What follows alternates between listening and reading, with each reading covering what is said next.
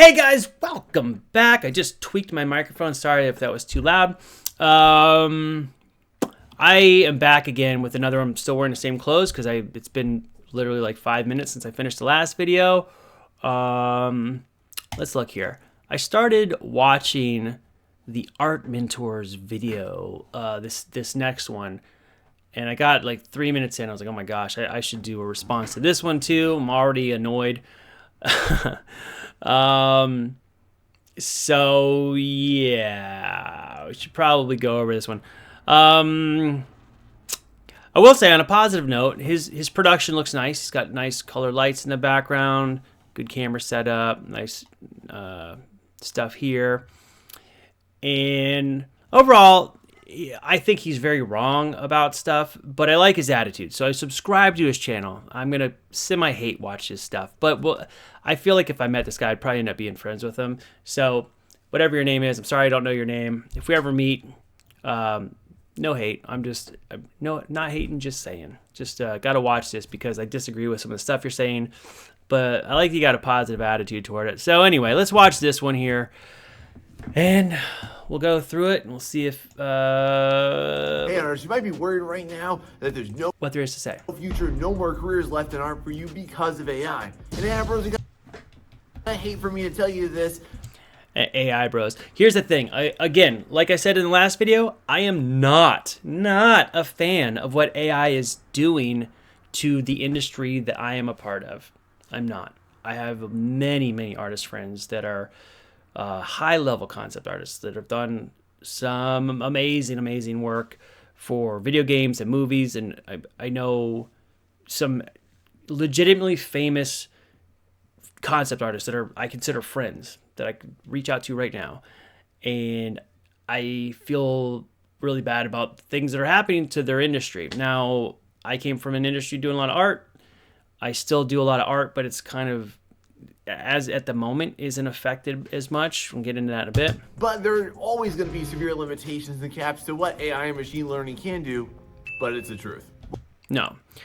The limitations are going away almost on a daily basis. If you watch these things about AI, I think I mentioned in the last video, I'm subscribed to lots of AI channels. Not a fan of it. I just want to know what's going on so that I can be up to speed. So when stuff changes, I am ready for it. And the things that are changing are nearly daily basis. It's pretty scary, actually. This is from March, so a few months old. In those last few months, a lot of stuff has changed. So Welcome back to the Art Mentor. My name is Sean, and in this video, Sean. Oh my gosh, Sean. My name's Gordon. It's nice to meet you. you're going to learn skills that AI can't do, unaffected job fields by AI, as well as how you need to know and understand your value, your worth, what you can give to the world, and realize your amazing career and future in art. And it's going to start by you knowing this. Critical to this discussion is really just coming to the understanding that AI art is a one-trick pony. Not even close. It is so multifaceted. There is so much you can do. One trick pony. This is already wrong. Let's hear what he's got to say. And that one trick you can do is rendering. So if you've no doubt looked at everything across AI and what it's capable of doing, you're most likely just wowed in by what it's able to do. Yeah, it looks beautiful. It all looks beautiful. The rendering is great. But it's all surface level, my friend. And it's honestly, Sean, stop saying my friend. It comes off as condescending. the least interesting, least important part of any type of artwork, especially if you're going to go into art industries. It is not about that, friends. There's so much more.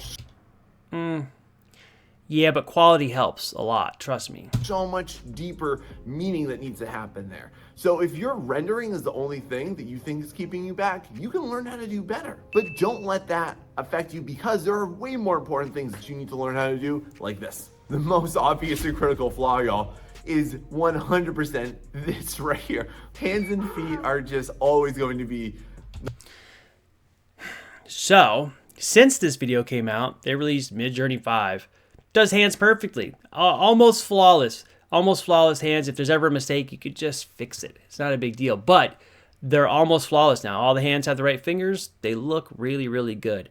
So he constantly is saying always, it'll never happen. It'll, like, making these projections into the future that are I mean, the gaps are closing so fast. Stuff that was wrong just 4 months ago is now perfect. No more mistakes, not anymore on a lot of these things. So, no pun intended, the Achilles heel of what AI can never so this didn't age well. really understand or know how to do. It That never can really understand or know how to do. It already does. It's fixed.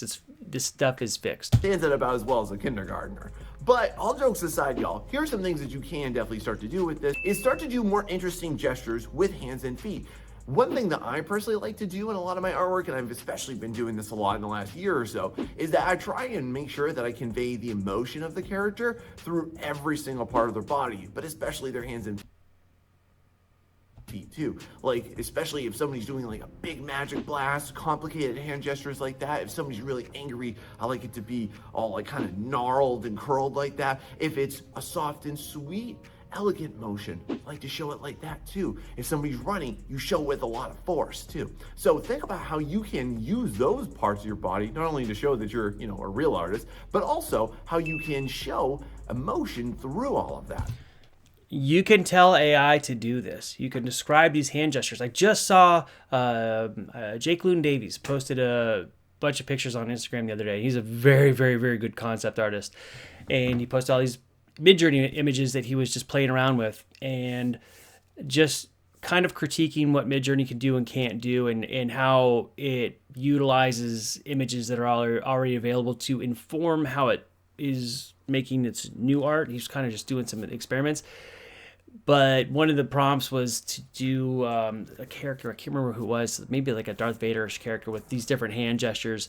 And it was given all kinds of hand gestures that were pretty close to what he was describing. If you just dial in those descriptions, you say right hand and a fist raised up to, and it'll do all that. So you just have to tell it to do that. And I think most of the stuff you see comes from people who aren't thinking of those things. It's like I mentioned in the last video, you as an artist have that knowledge. That's great knowledge to have. Use that to inform the AI. I mean, again, like, I would prefer to draw everything by hand. I love it. But if AI is going to be one of the new tools we're going to be using in our industry, use that art knowledge. I want it to be more dynamic. I need it to look a certain way. Put that in the prompts. You'll get it. It'll come out. There's some very, very dynamic AI art.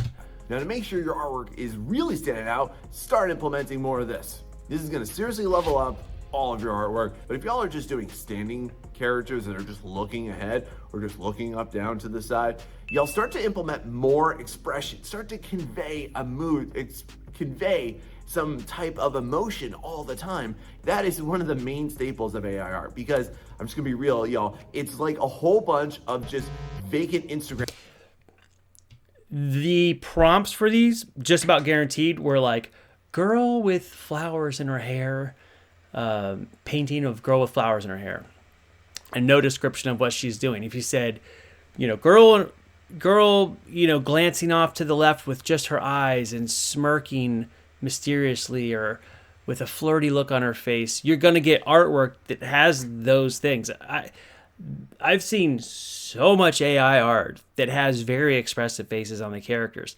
I mean, I haven't played with these things all that much myself. I've watched a lot of other people do this. I was putting in some very, very, very basic prompts, and I was getting characters to have facial expression. This was on the previous version of Midjourney when they're still having the hand issues. This was probably, me playing with that program was probably around the time you made this video. And it's, actually take it back, it was in January. I remember exactly when it was. And so it was a little before this. So the hands were a little still weird, and still had good luck with like half the hands that we did. But now that's all fixed. But you could tell it, give it a facial expression. Have the character look this way, have a raised eyebrow and a grin. You'll get that. It'll do it for you. Instagram models. A lot of this. It's a lot of this. And this. And this. Oh yeah, and that too. These vacuous Instagram model poses are just boring. I agree. Totally boring. Tell the prompts to have some expressions. It'll give it to you. It's crap. I encourage y'all, start to be a lot more dramatic in your emotions. Get the whole face involved in there, not just the brows, because AI can do that. Whoops. But anything beyond that, start to include the mouth, start to include opposite angles, start to include different ways, start to really emote that character so that you can convey what's happening in that scene. And that's going to be something that people are really going to latch onto. It's going to make you stand out, and it's going to bring you a lot of good success in art. Emotionless, vacant smiles won't get you anywhere, but you will get somewhere by doing this too. The most essential component to any artwork that is made by a human being, especially when we're looking at illustrations, especially when you're thinking about going into game fields, especially if you're thinking about going into any type of animation field, is this, y'all. You need a narrative. You need to convey some type of story. I agree.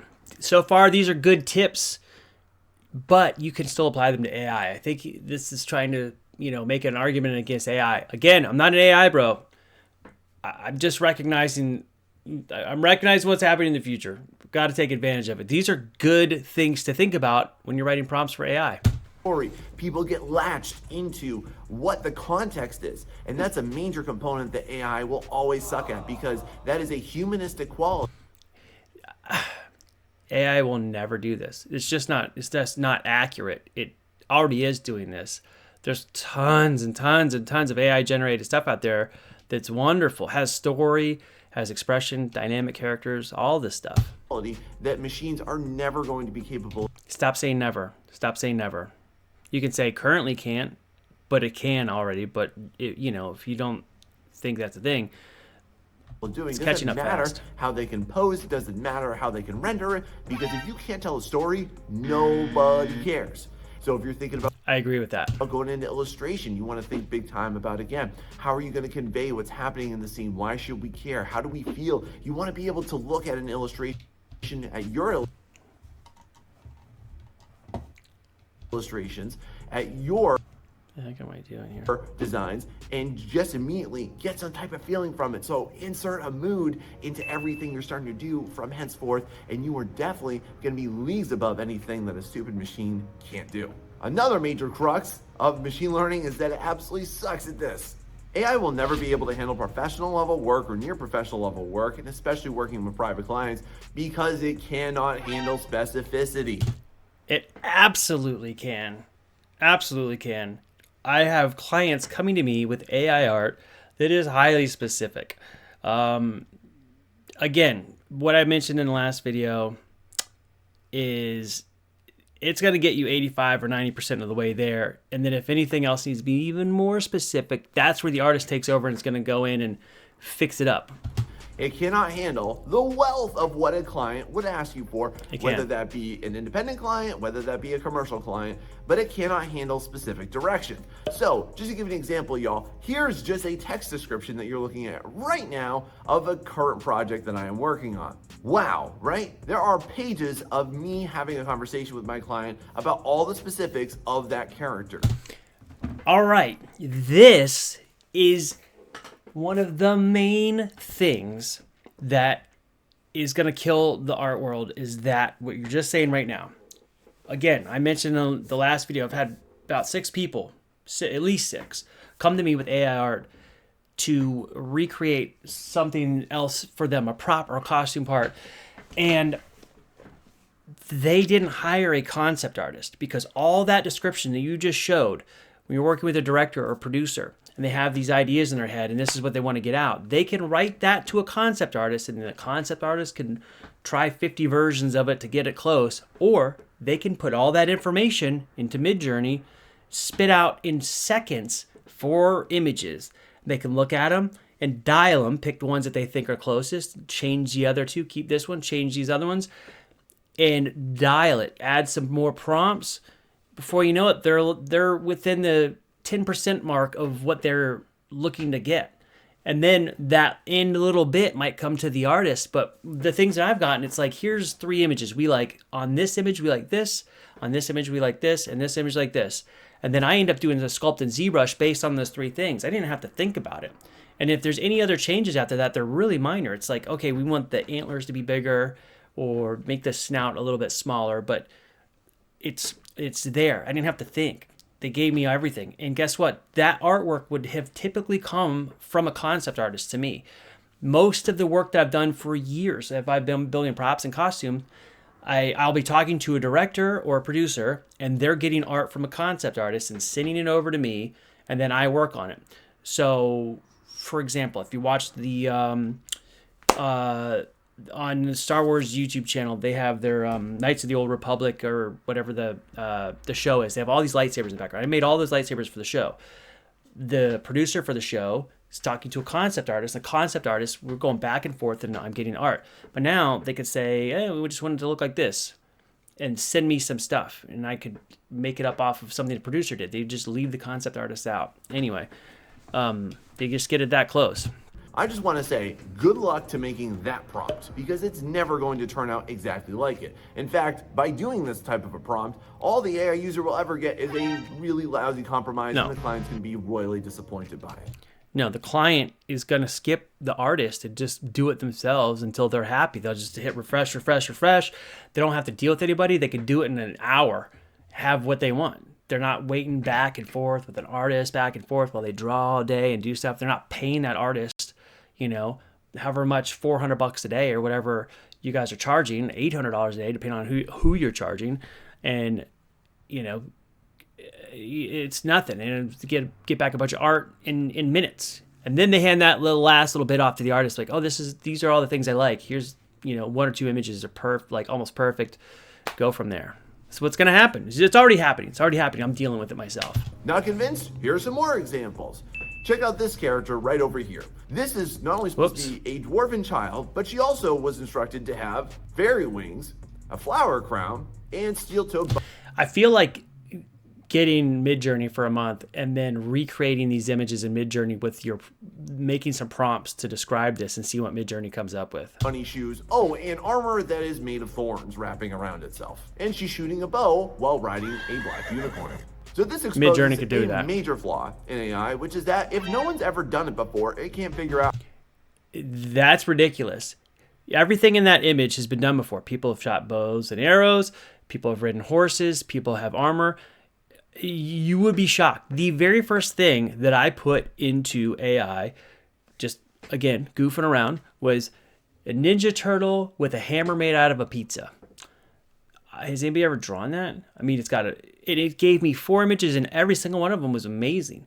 And that's all I put. I didn't give it like super descriptive stuff. It was just like basic, generic, like, let me just see what this does. And it did a really good job. So if I describe that image that you just posted there to Midjourney, I assure you I would get something very, very close that would be very, very well done. How the heck you're supposed to do it. This scene features a dragonborn character who's got scales that oscillate amongst all the spectrum of the rainbow, and he's also got a talking dragon axe, and he's also wearing a specific armor set that was given to me by my client. So all of that minus maybe the armor set, the AI could absolutely do. And you could probably get some generic armor to put it close and then go in and Photoshop or draw on top of the AI art. That's probably what the client would end up doing. Hand you the art. Here's what it looks like, but I want the armor to look like this. And then they would have this beautiful image, perfectly rendered, and then you just go in and Photoshop on the armor that they want. That's happening right now.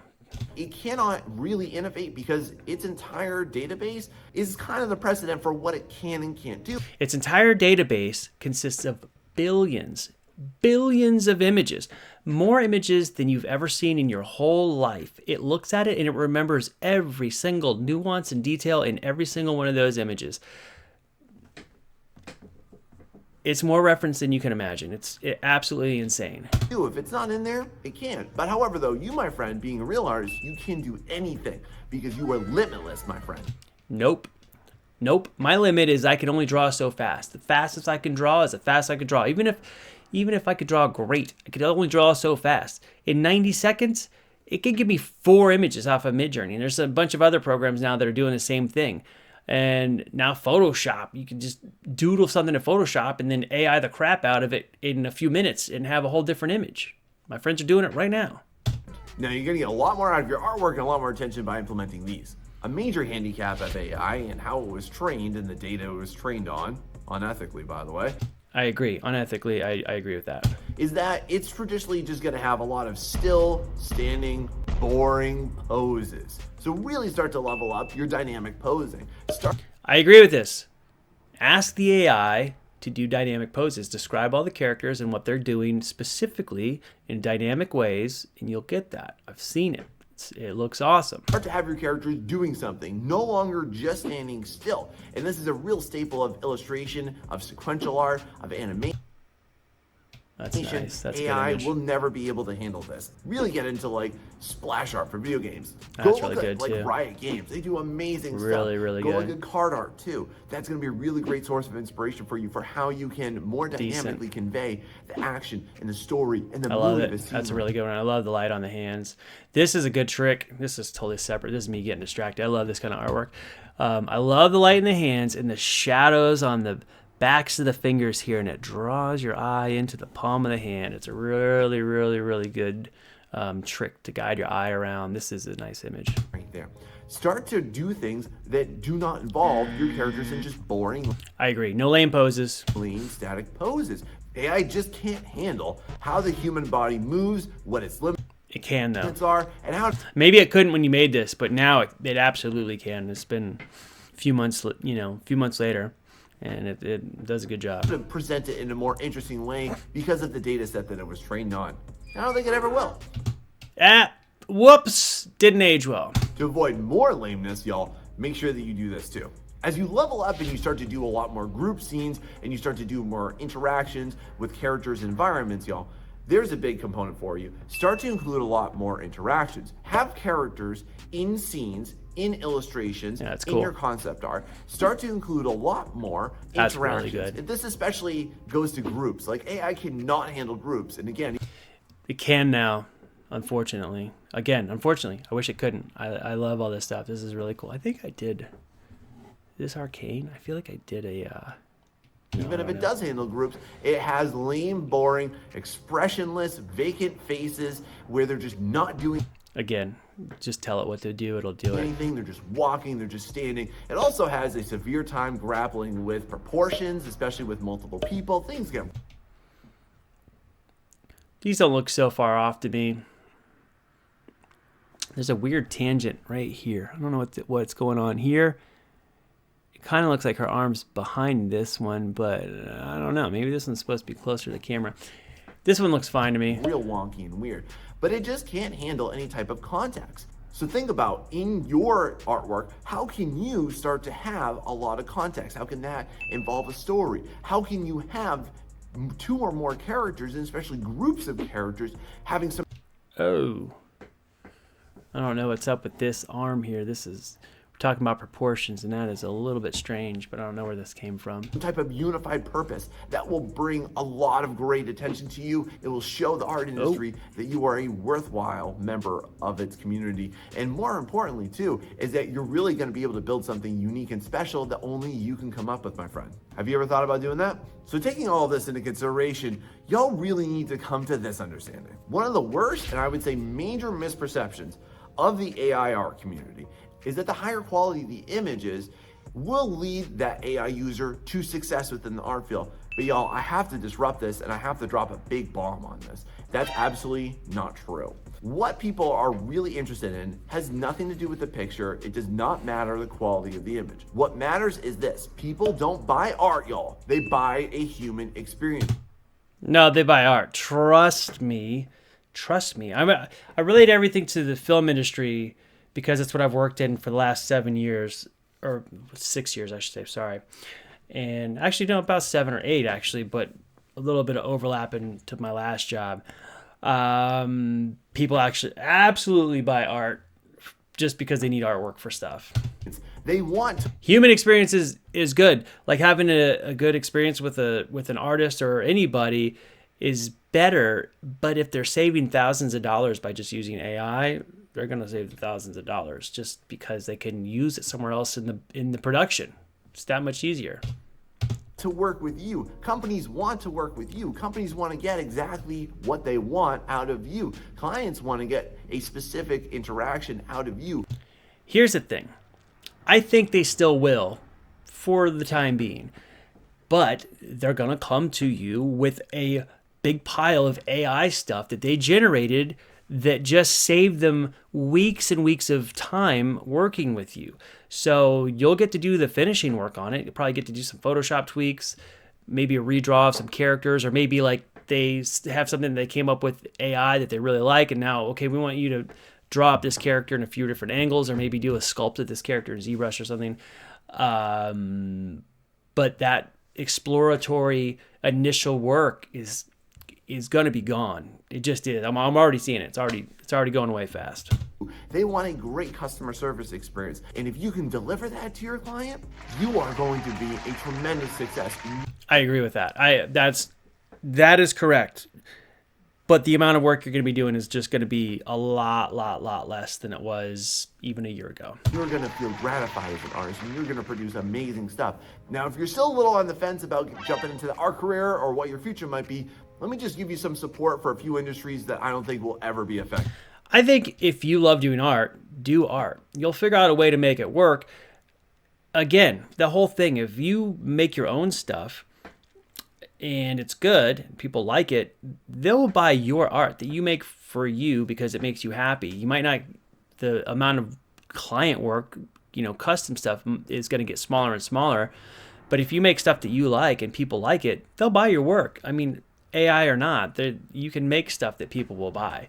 It's just going to become more, I guess, kind of like fine art kind of work. That kind of stuff is going to go well, or, draw t-shirt designs or patterns, whatever. Stuff that you like, draw it, sell it. It'll work fine. But the client stuff is going to get smaller and smaller. Affected by AI in a massive capacity whatsoever. So if you're thinking about going into any of these industries, let me just have you rest assured, my friend, I don't think that these are really going to be affected, and anything saying otherwise is just pure AI bro propaganda. First off is concept art. Oh my God.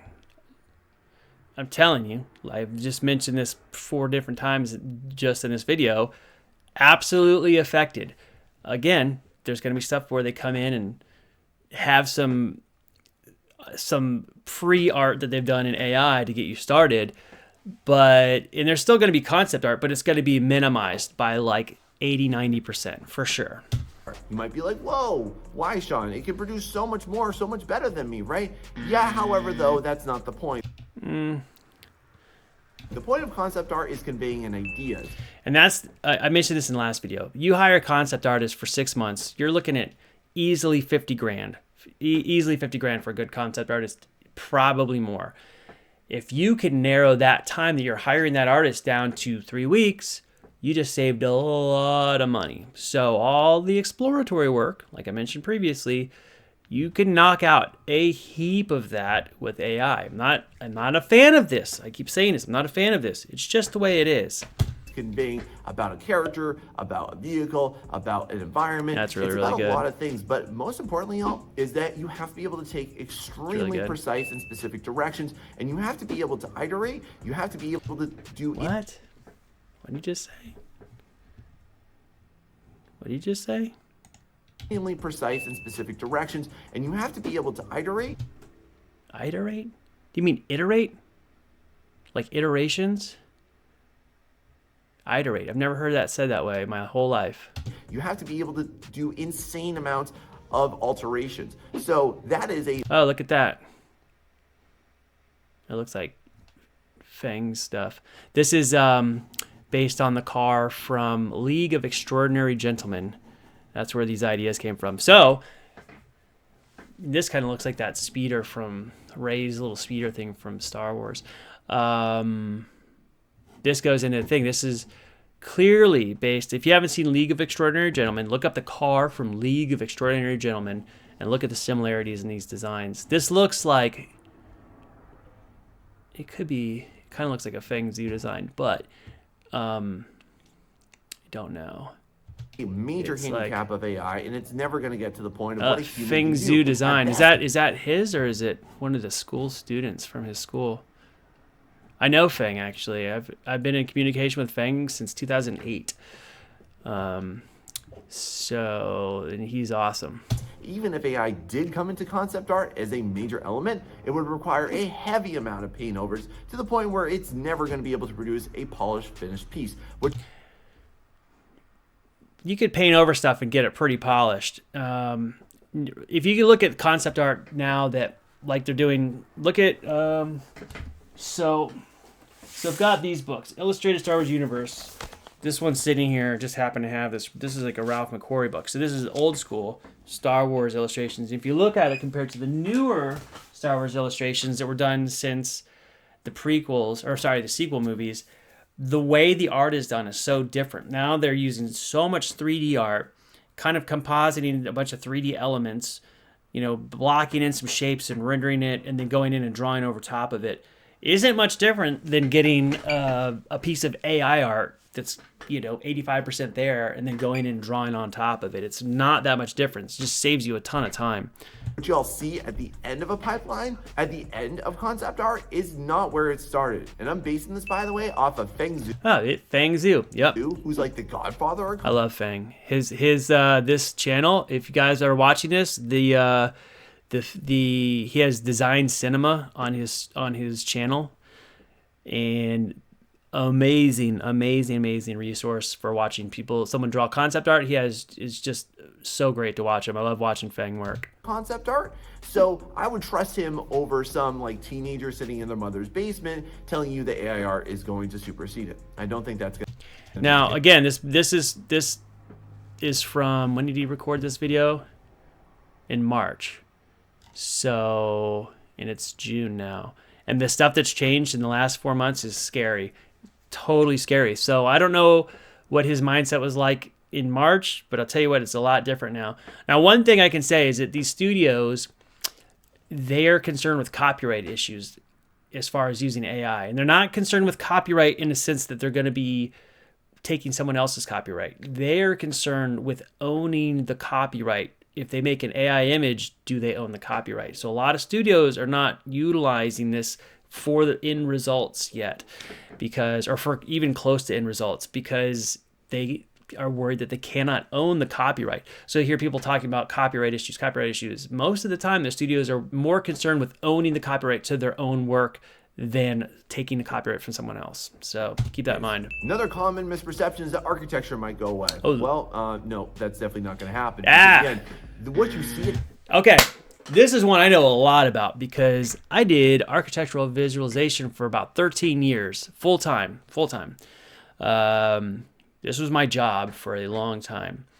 And I can tell you all the way back in 2017, some of the stuff that was happening that was, using generative design work to kind of come up with shapes, is a lot of stuff is pretty crazy. So if you look at architects, like old school architects, like Daniel Libeskind, Frank Gehry, he would literally like crumble up paper and look at the shapes and find shapes that he liked and then figure out how to build that. At the end of an architecture cycle, like that big amazing building and all that is. So this building, this is like, looks like some AI, but there is some buildings. Daniel Libeskind, who I talked about before, did a bunch of buildings. I did renderings for buildings that were very, very similar to this, that were actually hand designed proper buildings. Not the beginning product. There is an intense and extreme amount of detail and precision that has to be input into architecture. Most of architecture. Here's the thing. The generative design that these computers can do now, they're using it for all kinds of manufacturing, for airplane parts. They look at like RC cars and drones, and look at some of the generative AI designs. They are stronger and lighter than a person could ever come up with. It's crazy. Say these are the specifications we want. Like if you're making a car, for example, we want the suspension to be here, the wheelbase needs to be this long, motor needs to mount here, person's going to sit here. And it'll come up with the whole frame, all this stuff that's just looks so organic and crazy, but it's stronger than just about anything a person could design on their own, and also lighter, uses less material, stronger.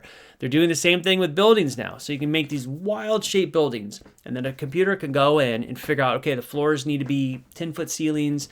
The floors need to be this thick. The walls are going to be this thick. There's got to be, power outlets. It'll figure out where all the structural components need to be. And it's doing so much of this. So You can generate a bunch of shapes that you like. Oh, I like this shape. Okay, now run it through this software that will help divide it up and break it into workable blueprints like what you're looking at here.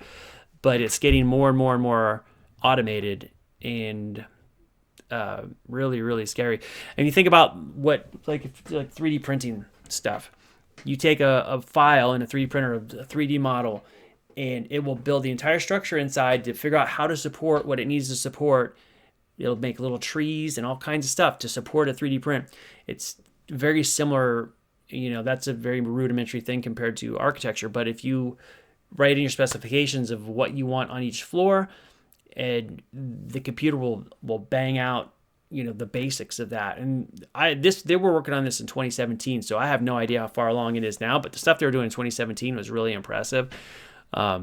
So yeah, the architecture is not safe it's sort of safe at the moment, especially for someone that does like architectural visualization, who is getting the plans and then doing like artwork, but that is slipping very quickly away. It's not about designing beautiful homes. It's about like the actual specificity of like how many inches down to like the smallest. All this stuff is what I'm talking about. That is they're computer programs that are getting good at doing that exact thing, where architect doesn't have to do too much. It can kind of define a room, and the program can, based on a bunch of specifications, can say, okay, here's the walls, here's what you're going to need, here's all the anchor points, here's how thick the drywall is going to be, here's where all the studs are going to go, here's where you're going to need conduit, all that stuff.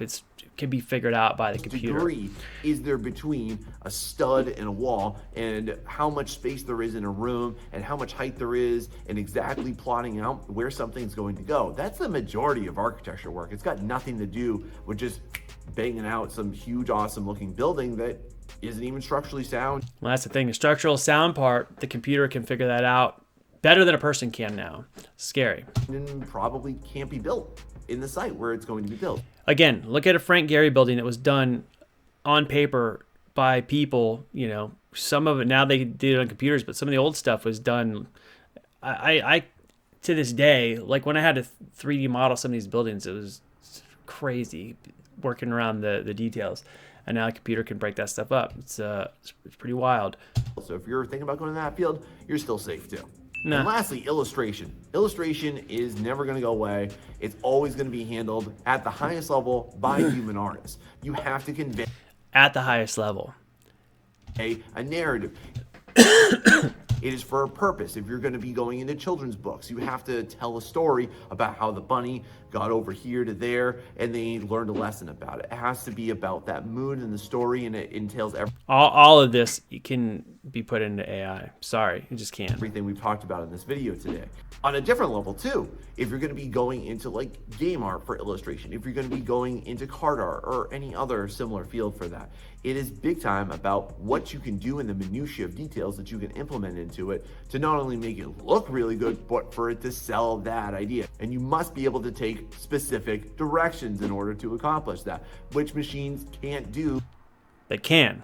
Because if it hasn't been done, then they don't. Stop saying that. That's the thing, is that anything you think, what can you think of that hasn't been done before? I mean, you might be able to think of a whole image where a bunch of stuff's going on that's like, wow, that image is new, but what's happening in that image? You saying that there's nothing in that image that hasn't been done before.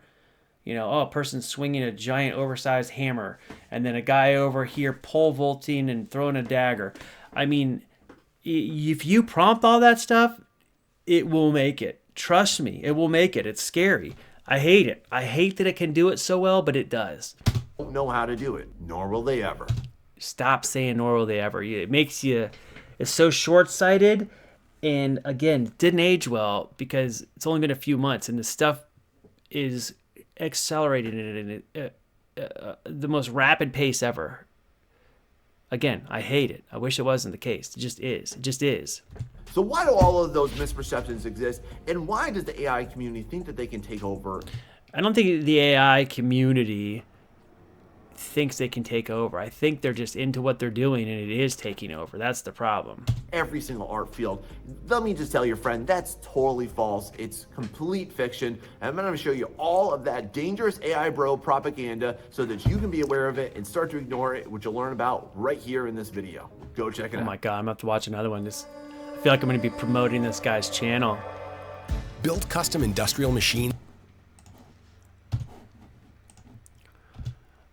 All right, Sean. I subscribe to your channel. I'm probably going to be doing reviews of all your videos. I've never done video reviews before, but you got me triggered. It's probably good. It's probably good. But anyway, yeah.